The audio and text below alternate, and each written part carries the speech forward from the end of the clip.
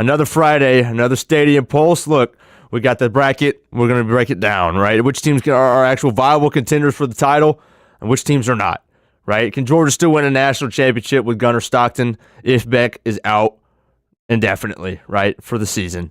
What does Tennessee's path look like? What Tennessee Nick's gonna have that for you? Can Texas still win? Stuff like that, right? And then we'll get a loaded show for you today. We got a lot of stuff in the transfer portal. Obviously, coaching moves being made. Mullen to UNLV. Obviously, Frost. We'll get to Frost, and I got a buddy of mine, publisher down at 24/7 Nights 24/7. Unbelievable work that he does down in Orlando. Stephen Leonard will join the program in a couple of minutes here. He's boots on the ground there and had the Frost stuffed early, so we'll get to him in a second. First, we're going to bring in Tennessee Nick. Tennessee Nick is he's having a whirlwind back there because he's got a lot of basketball. Fortegra Invitational, by the way. We're putting up 8 high school basketball games between today and tomorrow on the Action Sports Checks. You can watch them all live. We'll have that for you. But Nick, obviously not a basketball program that we've got here, so we'll stick with football for now. The playoff bracket, or let me just start with last week, right? As we tried to do. Obviously, we know that Friday everybody's already had their takes on the last Saturday's games, but we haven't. SEC championship, we'll save that to go last. But you got Arizona State. Unbelievable win against Iowa State, 45-19, right? Oregon survives. Survives is maybe not the right word. They just kind of were in control of the football game, and it was close, 45-37. Clemson with the sweat win, 34-31 over SMU, and then Boise State with the 21-7. They were in full control. Which was the most entertaining game for you, conference championship-wise, last weekend? You know, I was kind of busy on Saturday and was working the other day, so I missed a couple. I mean, obviously, the most entertaining is the SEC championship game. Right. It was the only one I watched anything of. I was sitting at dinner at an Italian spot. The table next to me is like, oh, they're just talking about it. Oh, it's Beck's injured. And I'm like, all right, I'm sorry. Like, to my fiance across from me, I'm like, I have to watch it. I'm sorry. And just kind of had it on watching it. And like I was back and forth watching it, so I'd like close the app and launch it, close the app and launch it. And I caught the final play because Texas was up, 23-19? Yep. And then I catch it like as soon as Beck hands it off, which to me it was weird that Beck came back in if he's hurt and Stockton's going to be playing next week or the first round. Well, he just had to because the helmet came off. Oh. Yep. Oh, I didn't know that. I didn't catch the play before, so that's why I didn't know that. And then I figured as soon as he was in, I was like, all right, this is a run to ETN, and this is probably going to win the game. Right. And as soon as it did, I just flipped the app off and closed it. I didn't flip the app off. I closed the app. I apologize on the word in there. But I closed it and just went back to eating dinner, because I wasn't shocked. I mean, these are probably maybe the 2 best teams in the country, even with Oregon still being number 1 undefeated.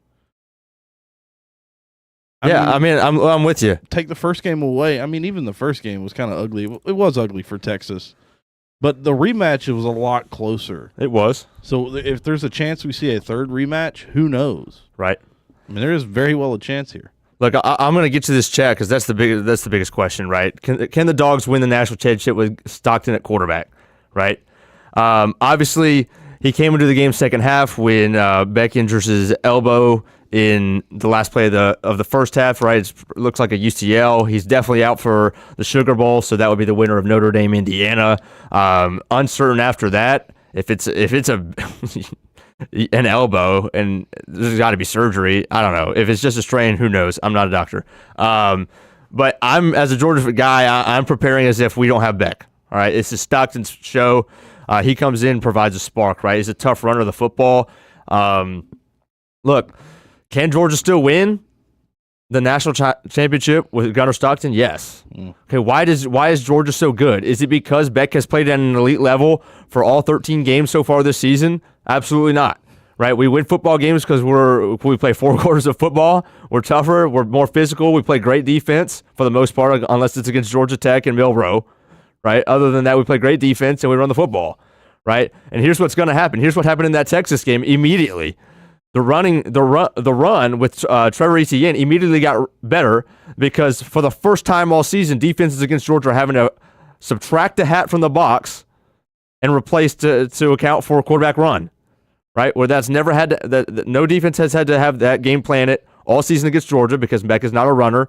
As far as design run, right? He can scramble, and he deserves more credit for his ability to do stuff like that. But he's not they're not drawing up runs for Beck, but they are going to do that for Stockton. You saw it 3 times, right? The first time you see empty, if Georgia runs empty, it's QB draw, right? This is college football across the board. Guys, if you see empty or you see a running back in there and then you motion into empty, Tennessee does this too. It's quarterback draw or they're taking a shot. Milroe and Alabama, we've talked about before the Georgia-Alabama matchup, if you remember. If they're in empty, they're trying to take a shot, 4-vert, something like that, take the top off, or it's quarterback draw, right? But back to Stockton, look, he's a gamer. He's been in the system, right? He's not a guy you're going to work. I mean, other than the pick, that I'll chalk that one up. Hopefully that's a one-time only for that young man's career for everywhere he plays. But that because that pick was something special. But look, we're going to play good defense, and we're going to be able to run the football. I guarantee you that Georgia runs the football at a better clip. Etienne, Nate Frazier, whoever else is in there, whether it's Cash Jones, will run at a better clip, a better average for this next game. And if we get to play beyond, then we pretty much have all season, right? Here's the other thing. When you look at the bracket, and we're going to pull the bracket up, but before we do, I'll get to this. Comment says, I know Stockton from 7v7 is a good passer. The concern is how well does he dissect a defense on 3rd and 7? Indy or IU will have a quality defense. Okay, yeah, so that brings us to this bracket. First off on Stockton, right, you have the long release, a longer release. Hopefully that gets that pace gets fastened up a little bit, quickened up a little bit. But look at the teams that we're going to play, right? Georgia, we're going to play the winner of Indiana, Notre Dame. Now, I agree with the comment that Notre Dame has a good defense, right? But they don't have a particularly good front, in my opinion, as far as the front four, right? I think their secondary is great. And their defense as a whole is great. But what about the front four? I believe I saw they don't have a single guy on the front four that's over 300 pounds. Okay, good luck against Georgia. How are you going to compete with Georgia if you don't have a single guy on your defensive front who's more than 300 pounds? Nick? Yeah, you don't. But right? I do have one thing to say, and you're going to hate me for this. Georgia does have the easiest path at the moment. Okay, so of all four, I think they have the easiest path. Does Georgia have the most favorable draw? Look, Notre Dame, and I have crushed Notre Dame on the show, especially earlier in the year for losing to Northern Illinois, and I talked about it last week, right? But they figured out who they are. Jordan Love is an unbelievable player on the offensive end, and they're figuring it out, right? I think they have the 3rd best chance to win a national title out of all of these teams. Notre Dame does. I think it's Oregon, Georgia, Notre Dame. Because look, if you're Notre Dame or Indiana, first of all, if you're anybody on this bottom, if you're watching with us, if you're anybody on this bottom side, your chances just got better just because Gunner Stockton is in. My opinion, Gunner Stockton, you can still win a national title if you're Georgia. Do you have less of a chance? Absolutely. Because if you go down 21-0 in a ballgame like you did to Bama, right?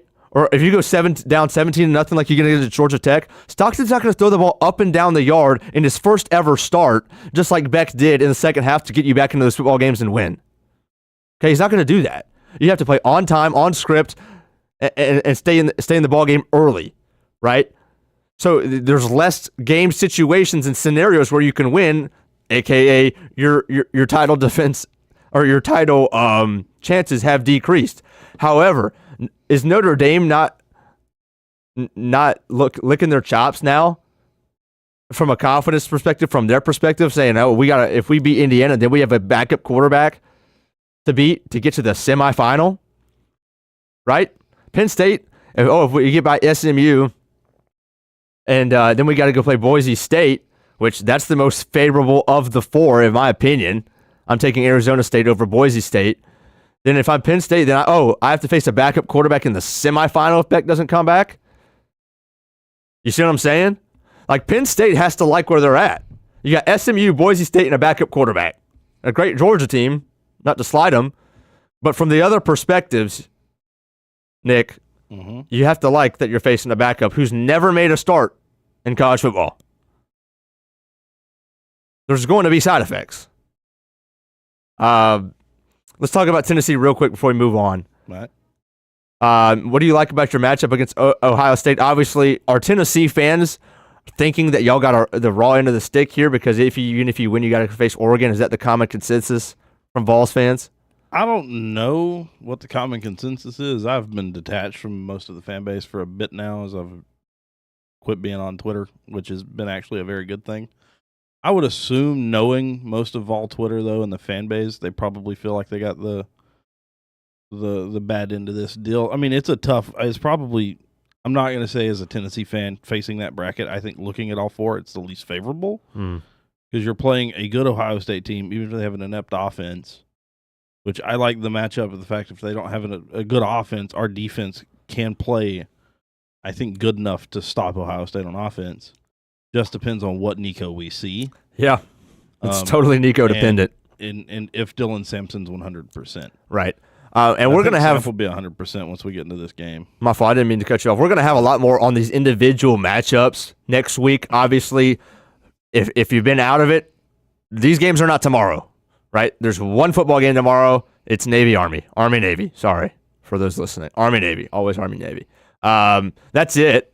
And these games will be following that next weekend. So we'll have more of the individual matchups then. The most favorable has to be Texas. Texas, you get Clemson, then you get Arizona State, right? You're hoping somebody knocks off Oregon. Texas and Penn State are your two most favorable, in my opinion. Look, Texas, should they go to Arch Manning? Should they go to Arch Manning? They got to go to a more... I said they should have played him 50% of the game against Georgia. I thought they would. They did not, right? They played him in the first matchup just to trot him out there in the second quarter. So I definitely thought they'd do it again. Georgia has struggled against running quarterbacks. I've talked about it ad nauseum almost. Look at the game against Georgia Tech. Look at the game against Milroe, right? But they didn't. They didn't, and I think they had one touchdown in the game, right? And a bunch of field goals, and they missed two of them. Obviously, that cost them. It's going to be the wildest thing, and we're not going to go, Nick, into this a ton. It'll be the wildest thing. Ewers' draft stock is not where it was last year. Same for Beck, right? Should Ewers play another year of college football? Because guess what? If he wants to, it's not going to be at Texas. Yeah, we could see Quinn Ewers in the transfer portal. Yeah, it's not going to be a guaranteed gig at Texas going into next season. And Ewers, my stock's good enough, and I'm even a mid to late first round, I'm going.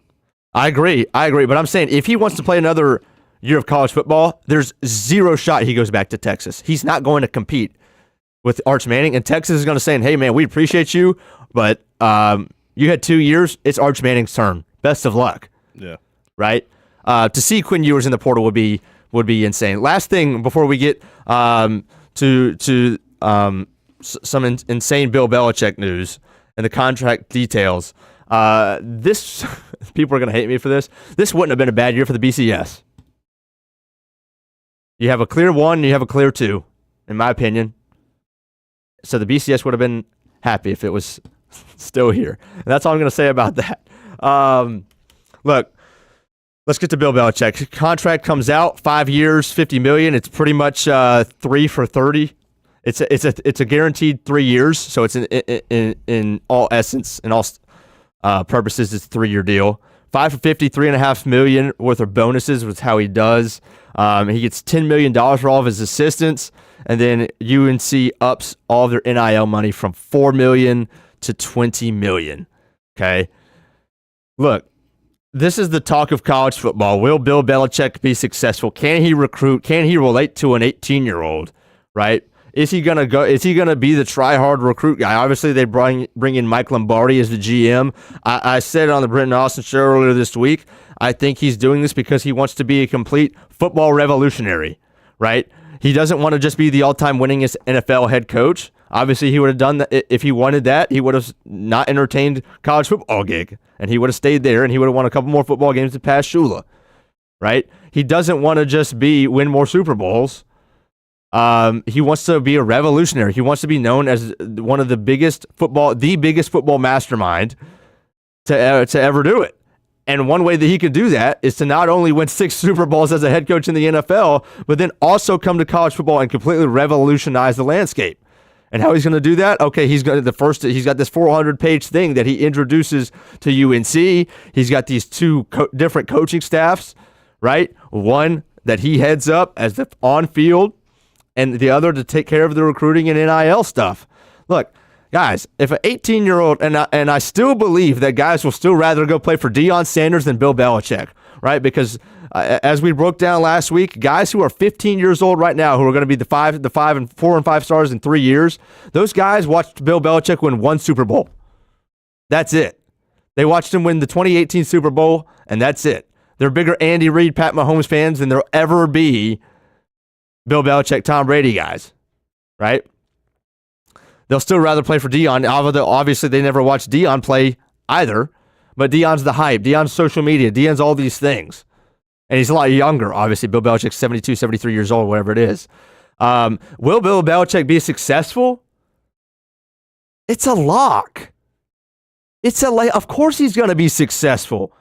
We're talking about the ACC here, guys. If he can, without any recruiting whatsoever, he makes a 6-6 UNC be 8-4 like that. Their defense just improved like that overnight as soon as he signed the deal. And that's not even with recruiting. Of course he's going to be. Bill Belichick is going to be in an ACC championship in less than 3 years. Put everything on it. He's going to be in the college football playoff in 3 years. Put everything on it in year 3. Next year, he'll be 8-4, 9-3. Have you seen their schedule?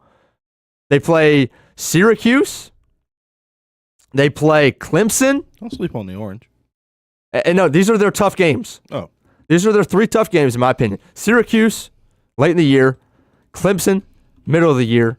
And obviously one that we'll have to talk a lot about. Bill Belichick will be headed to Orlando in week 3 to go play Scott Frost and the UCF Knights. It's one of the wildest things. I mean, hey, a couple of weeks ago, who could have imagined this? Bill B versus Scott Frost. I can't. I will be there. I will tell you that. I will definitely have to be in attendance in that football game just to see Bill B in that cutoff or whatever he's wearing. Would be insane. Nick, what do you got on Bill? Do you think he's? I just think it's a guarantee. What are your thoughts? I think he's playoffs year 1. Year 1? Yes. I love it. What other modern football coach at this moment is smarter, wiser, whatever, than Bill Belichick and being a GM, playing with money and getting the guys he needs to flip a team? He did it for 20 years in New England. All he needs is a solid quarterback. We've seen that. And then he's going to take that $20 million in NIL and he's going to flip it and flip the roster. He's going to get whatever's already on the roster to stay. He's going to go and get guys. And he's going to flip this program to be good. I don't think there's a guy that, if you looked at coaches from the NFL coming down to college, normally doesn't work. The landscape of college football right now, being an NIL forward, needing a GM in a college setting, fits Bill Belichick to move from NFL to college. Right. I think it fits for him to come down, bring the coaching prowess and knowledge that he has, be the defensive mind that he is. Yeah. To come down to assemble a team and take them to the playoff. You only need 10-2. That's what I'm saying. You only need 10-2. You don't think, like, the people who don't think Bill's going to be successful. A 3-point loss to Clemson in a close game and Clemson's good, and then you drop whatever, I don't even know who else. Let me look at the schedule real quick. So TCU, Charlotte, Richmond, UCF. So it's 3 wins there. UCF, depending on how Scott Frost does. Right. Scott Frost has been out for however long. I can see him not really being good because the landscape's changed. His offense is now kind of the normal offense across the country. So Nick, he's not. It's changed. Okay, continue. So I'm saying, right, I'm going to be honest with you at this point. I think he's 6-0 going into Clemson. I wouldn't be shocked. And then if he plays Clemson good, wins, loses, whatever. Duke's whatever. Stanford's bad. Virginia's not good. Syracuse could be a problem. And then Wake Forest is bad. So why does he not go 11-1 in the schedule with only loss being to Clemson? Yeah, I mean, depends what Fran Brown's doing at Syracuse if he comes back again. I don't know if he's getting Kyle McCord back or not. yeah. So if he's got Kyle McCord again, that team was 9-3 and beat Miami. They could be a playoff team next year for all we know. And Tennessee's got to play in week 1. Interesting. I think Bill. Man, it would be so something if UCF hands Bill his first ever college football loss. That would just be insane. We're gonna have Stephen Leonard on in just a minute from Knights 24/7 to give us his take on all this Frost stuff. McKenzie Milton, the quarterback's coach, and what's next for UCF. But just to wrap up on Belichick, take the recruiting out, guys. Like, he's the best defensive mastermind of my lifetime in the NFL. ACC games are won and lost by one score. They're all mid this year. Am I wrong? The ACC, all the games, like Duke was 8-4. A ton of one-score games. How many one-score games did Miami win just to get to 10-2? Bill, with that defense, coaching defense, he's going to win those. You're not going to take Bill Belichick over every other ACC coach other than if you want to take Dabo Swinney? And obviously he doesn't have to play Florida State. Yeah, man. I think he's playoff bound as a ACC conference championship loser by year 2. We're actually going to take a quick break, and we'll get back, and we'll get Stephen Leonard on, talk Knights, and then the 2025 schedules just got released for the SEC, Georgia. It couldn't be any more different from this year to last. We have 7 home games this year. Or next year, we'll break down Florida's. We'll have a little bit on Tennessee's, and then we'll wrap things up and get you to some Jags-Jets talk on the Britton Austin Show. It's going to be a fun day. And we thank you for sticking with us. We'll be right back on Stadium Pulse. Welcome to Everbank Stadium. We call the stadium the bank. Here inside the Jaguars locker room, this is called the Vault.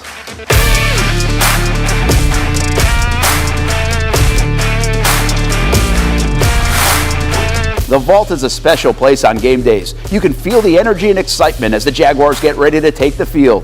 And Everbank has made a way for Jaguars fans to be a part of the action. Each home game, Everbank will select a winner and a guest to be a part of the Shadows. Be there up close and personal when the Jaguars leave the Vault to take the field. Not only that, the Vault Lounge provides a VIP pregame tailgate experience. High-end food, beverages, music, and more.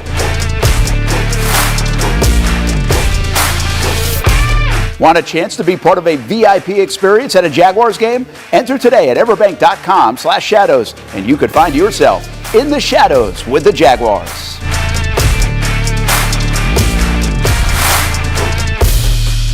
For the game day hustle and every day in between. Juggling my show, Jag Social, to going under the Friday night lights and a social life, it's a daily tournament. But this ride, MVP status.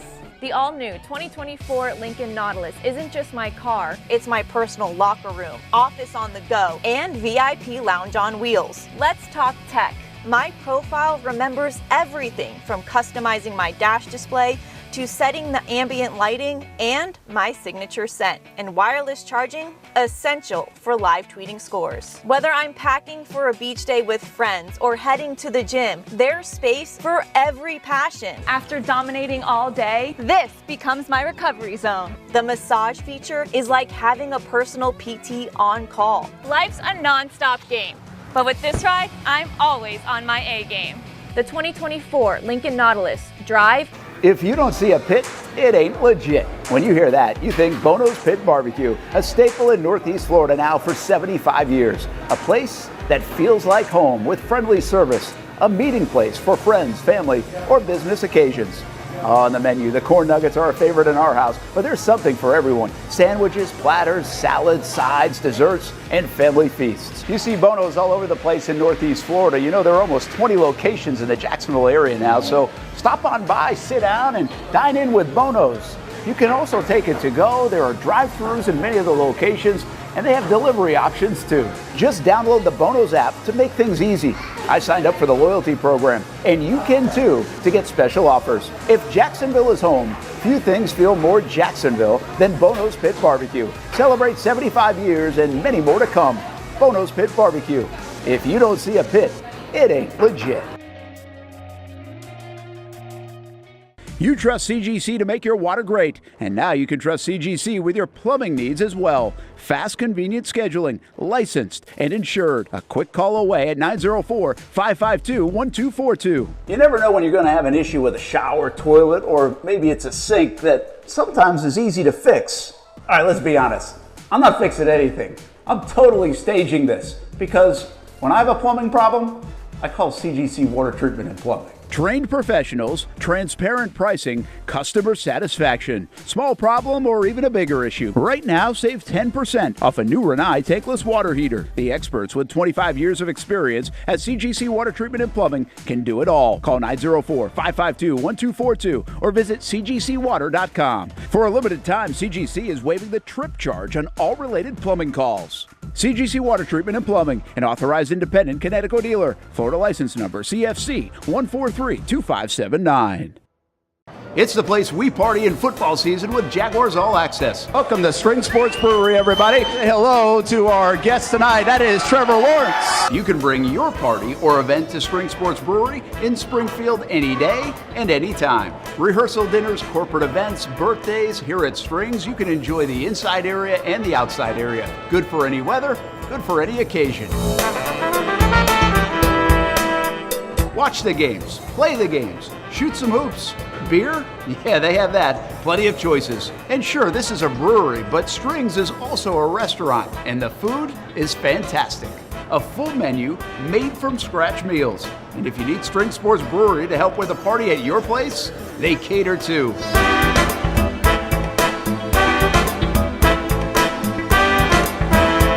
Family, beer, food, sports. Spring Sports Brewery in Springfield.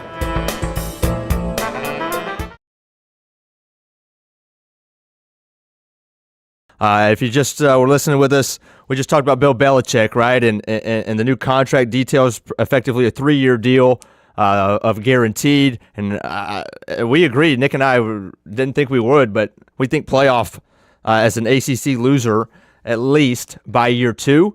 And as we mentioned, the fact that we're getting Bill Belichick versus Scott Frost in the bounce house in Orlando week 3 is insane. And to talk more about UCF, we're going to bring in Stephen Leonard. He's the publisher of Knights 24/7. We actually worked together very briefly way back in the day. So Stephen, the turn of events here in the last week, it must have been a whirlwind for you right now with all that's happened.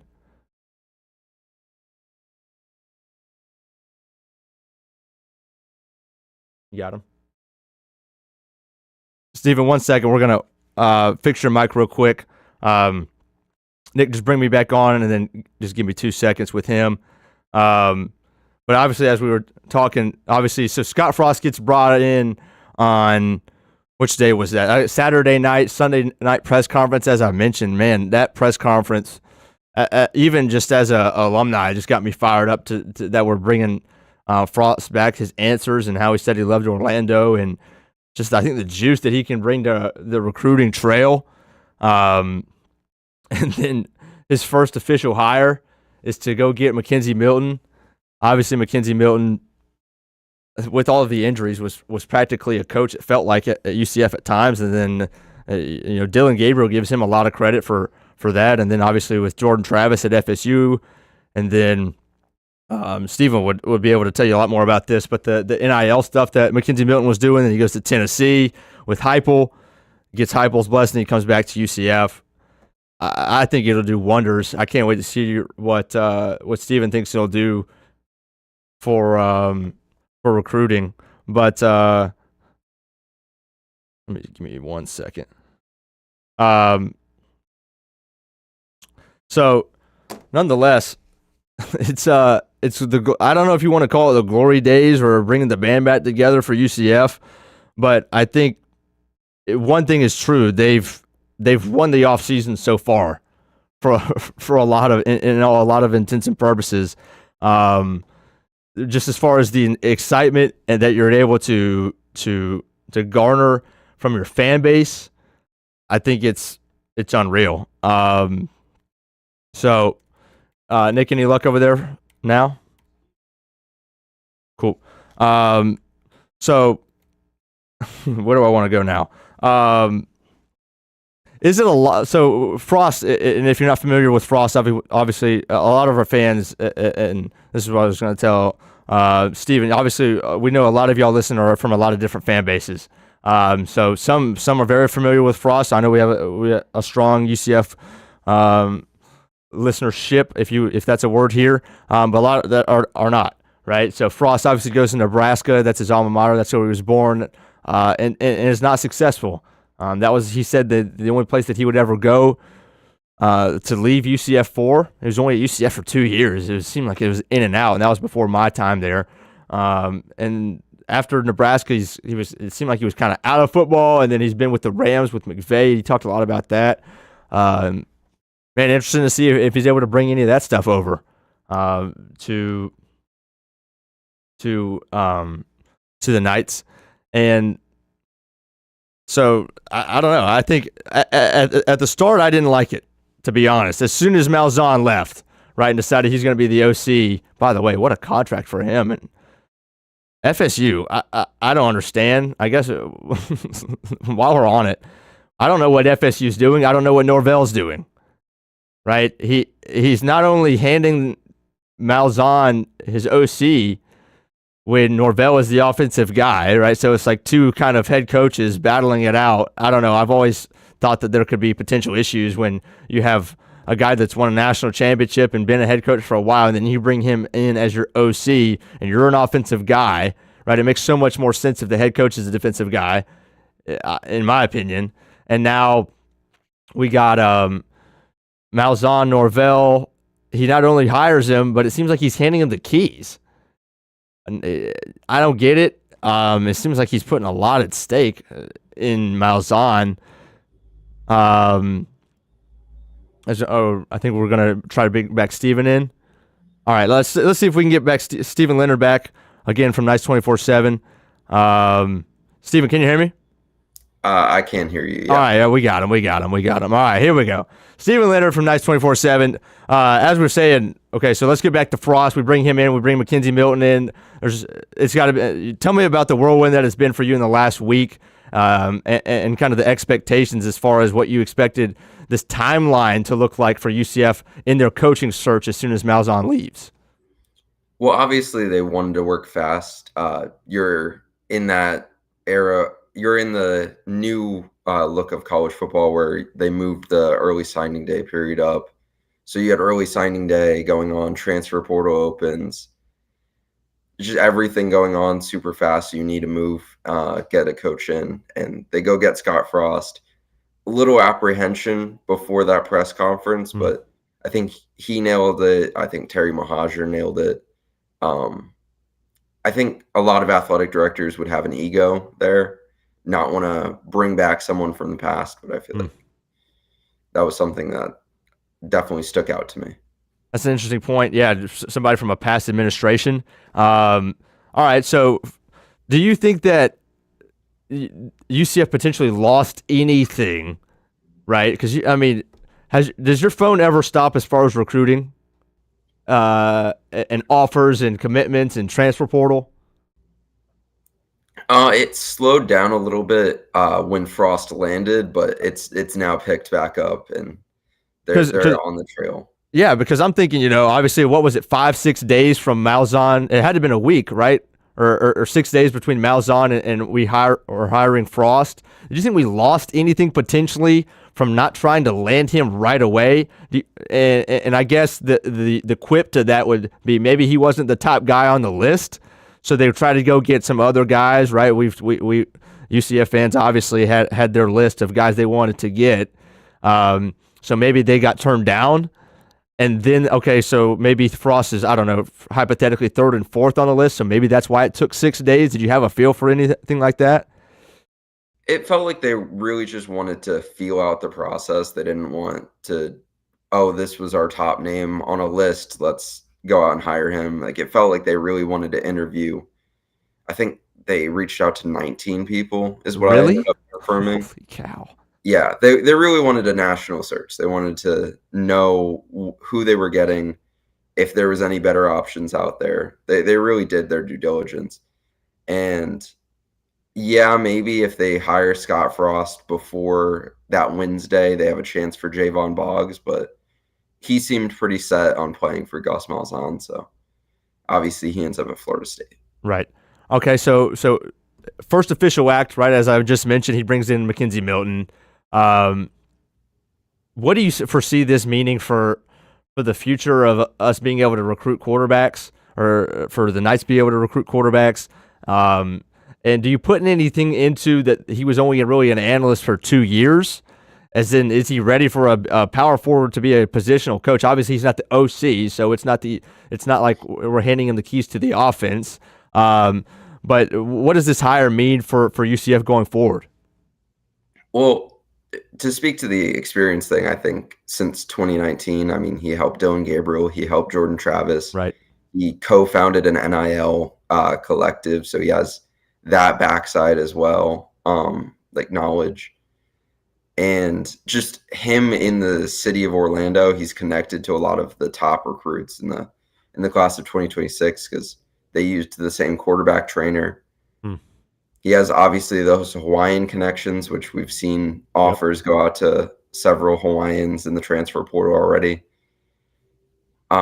Just him being here, I think, and having the success that he had at UCF definitely helps with recruiting. And I think he's probably the slam dunk hire. Really? Yeah. I think I'm with you in the fact that I was apprehensive at first, and I guess this is the fandom aspect in a sense, for at least for me. I can't say that for you, but for me, of watching that first press conference and watching him answer those questions, it just felt like the juice was back that had been missing from Malzahn for at least 2 years, right? And obviously I was there covering it when Malzahn was introduced, as you were, and I thought it was going to work. I thought, Malzahn being able to come over, I was obviously disappointed. Everybody was disappointed, had higher expectations than what they were able to achieve this year. But one of the most interesting things that I thought Frost said was like, hey, guys, like, look, and he was kind of joking when he said it. It's like, hey, just don't expect me to be undefeated in year one, right? Because how difficult is it got to be for him knowing that when he left, UCF was mountaintop of all mountaintops as far as their fan base goes. You can't get any higher, obviously, than getting into the playoff, right? But as far as where they had been, it was mountaintop. So he's got, as far as expectations goes, he says, hey, don't expect. But at the same time, UCF fans are probably going to expect some instant success here. Yeah, I mean, UCF fans always expect success, like, no matter what the season should look like. They're expecting a winning season. He does have to go out and get like 40 new guys on his roster still. The transfer portal has hit UCF hard. Do you know how many players are still in that room right now? I think I have it on my notes app on my phone. I think it's like 52. And how many are on an active roster, say, like during the season? Next year, 105 is the thing, but I don't have like preferred walk-ons on my. So he has half a team. Yeah. So a lot of work to do. Yeah, there's a lot of work to do. I know he said that he doesn't want to use the transfer portal as much as like Gus Malzahn did. He's going to have to use it in year one, and I think he kind of understands that. They've been offering a lot of defensive tackles, a lot of offensive linemen, a lot of receivers. Obviously, those are the positions that were hit the hardest in the portal and then graduation as well. So, okay, let's talk about the guys that he could potentially bring in. Do you think it's a lock that he's going to bring in his own quarterback through the transfer portal to be his guy, right, that he picks and chooses? And do you think there's anything potentially, and my follow-up to this once you get there is, North Texas, right? I think that you put this out. North Texas quarterback Chandler Morris is visiting. When is that, and what's the update there? I think that's Saturday. I was told this weekend, so Okay. I believe it's on Saturday. They're hosting a few people. Memphis is involved for him heavily, and obviously he's used to playing in the AAC. Sure. North Texas. I believe he played in the Big 12 previously. I forget where he transferred to North Texas from, but he's definitely someone to monitor. I think they will try to bring in a veteran quarterback. Obviously, Riley Trujillo just transferred out. As things stand, they only have 2 quarterbacks on their roster, Which are Risk and Jakari Brown. Okay. EJ Colson's still a name that's flirting with a return to UCF, and I wouldn't be shocked if he does make that return. Obviously, McKenzie Milton and him have a similar play style, similar build. But yeah, they'll probably try to go out and grab a experienced guy. Who's that? Dan, what are you talking about? Oh, he was at Oklahoma, TCU. Okay, I got you. Chandler Morris. Okay. All right, so let's go back to expectations, though. Just as far as those who are not familiar, as I was talking about, a lot of our listeners here on Stadium Pulse are not UCF affiliated in any way. Right? We got guys from all over as far as being here in Jacksonville. What is the expectation going to be for Frost and this new regime as far as from UCF fans? And then what do you think it'll be from the national media and the national landscape? I think from UCF fans, I mean, he walked into a winless team before and got him to a bowl game. So I think just a bowl game would be a good expectation. And then as far as national media, I think the win total is going to get set at maybe 4.5. Really? Yeah, it's hard to rebuild a team in one off season. Sure. Especially when you got a late start with the whole new schedule of college football. But at the same, so I got that. That makes sense to me. I think that seems insanely low. But you make a great point from where they're at this year. All right, looking to the future now. Obviously, Big 12. You're going into year 3 in the conference. Arizona State went from the cellar to the champion in 1 year with Kenny Dillingham. Can Frost achieve something similar in a short period of time, short being 2 to 3 years? Can he really flip a roster? Do you think he has that kind of pull as far as recruiting, transfer portal, as the figurehead of this team, of this program, to, I'm not saying will he do it, but is he the type of guy, and is that why UCF hired him, because he has that enough pull to kind of send them fast in the right trajectory? I think he does, and I think the hires that he's making, I know only 2 have been announced so far, but McKenzie is definitely more of a developmental guy. Like he tries to develop his quarterbacks that are under him, and Steve Cooper is actually the guy that made the transition for Julius Thomas from basketball to football when he was That's the new OC, right, from Boise State? Yeah. Yep. So he helped with that transition. Obviously, Julius Thomas ended up going on to be a 2-time Pro Bowler. I think this is the type of coaching staff you kind of need to have in a league like the Big 12, where you're not going to get the 5-star athletes as like an SEC team might, but you can get those like high 4 stars or mid 4 stars that can develop into being elite players. Sure. All right, real quick before I get you out of here, what have you made of Malzahn and FSU? And Thomas Castellanos obviously just committed there. What was that, yesterday? A UCF guy, sat behind JRP, got a little playing time, goes to BC, was the starter year 1. This was year 2 for him there with Bill O'Brien. It didn't work out, and now FSU gets him, and by all intents and purposes, as of right now, he would be their guy.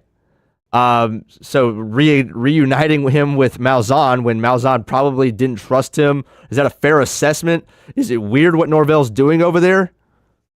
Well, 4 wins is better than 2. And he's kind of rebuilt that UCF team up there. Obviously, Tommy's up there, Gus, Herb Hand, Tim Harris is the new wide receivers coach. Right.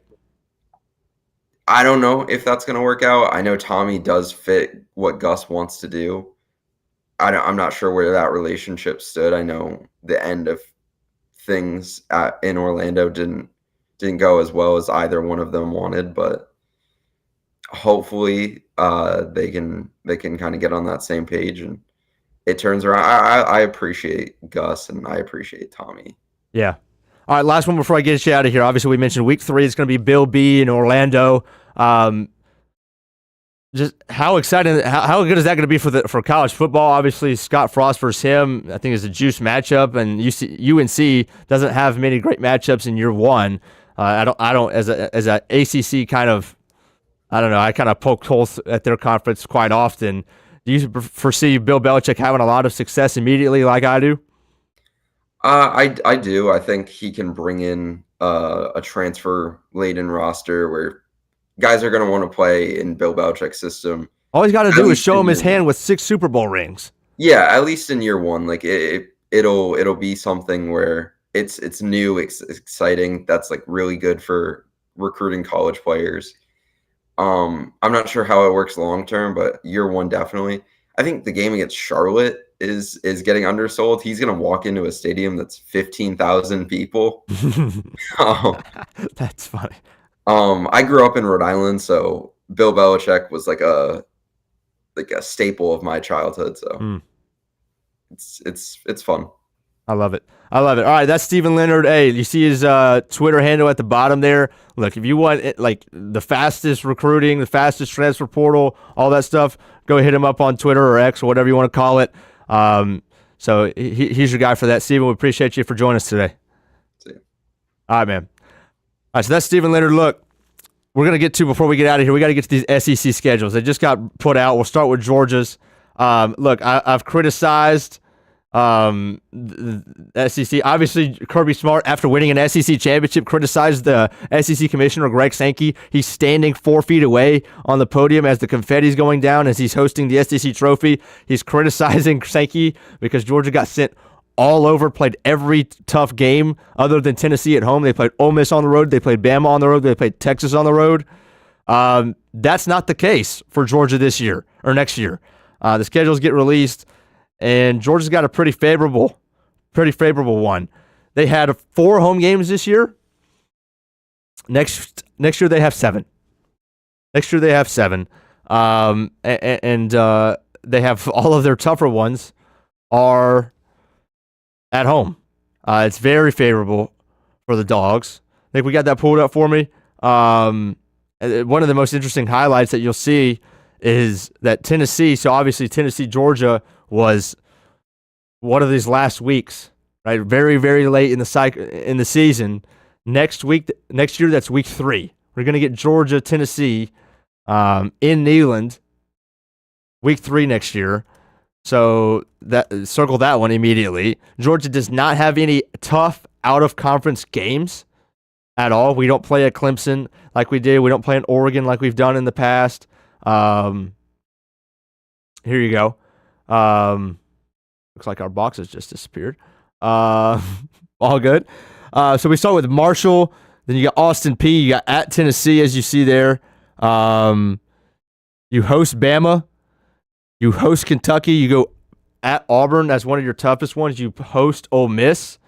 You got obviously 2 neutral sites. You play Florida neutral site, and technically Georgia Tech is a neutral site, even though it's in Atlanta. It'll be in the Mercedes-Benz Dome. And then you also host Texas.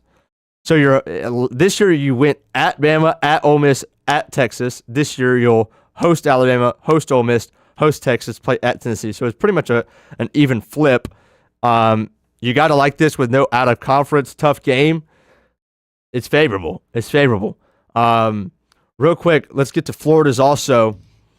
Florida had all season it was the talk of Florida, of how tough the season of the gauntlet that it was.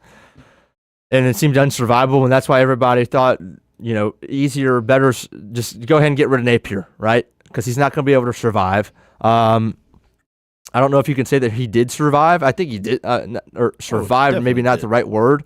But here it is right here. This is 2025. So you play at Miami with no Cam Ward. I think this is a favorable game for Florida. At LSU, they just announced, or Garrett Nussmeier, their quarterback, announced that he's going to come back. At one point, and I clowned on this at the time, and I'm not the guy who thinks he's draft guru and Mel Kiper hater, but I did hate on this one. He said, I believe Mel Kiper had Garrett Nussmeier as a top 10 pick. The fact that he's coming back to LSU tells you that was probably never the case. That's all the evidence you need. So you go at Baton Rouge, play with Garrett Nussmeier. That's going to be a tough one. At Miami, I don't think so. No Cam Ward. I got to like you in that football game.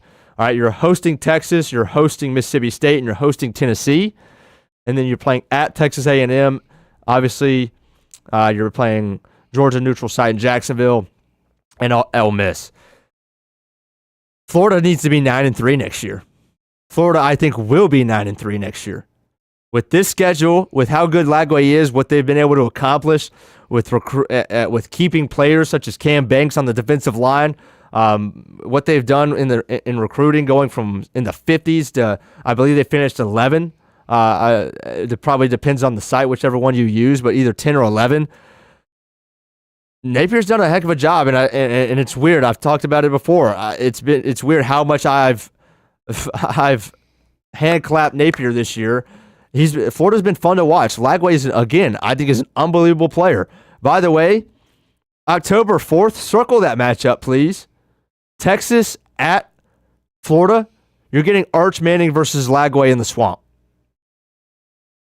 Nick, that's got to be one of the top games in the SEC. Oh, 100%. That's a top game in the SEC on the entire season. Florida's 5-1. I think they still lose at Texas or at home. Maybe Texas can come in and do something. I think they probably lose that one. They're 5-1 through that first half of the schedule. Look, I'm with you, man. That's an unbelievable matchup.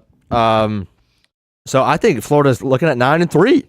Obviously, we're so far away, we don't know what their complete roster is going to be like. Yeah. But if I had to pinpoint it right now, I'm saying Florida's a 9-3 football team right next year. And then hopefully you got Lagway in a third season, and you're looking at a playoff berth. If I'm a Florida fan, that's where I'm at. That's my expectations going forward.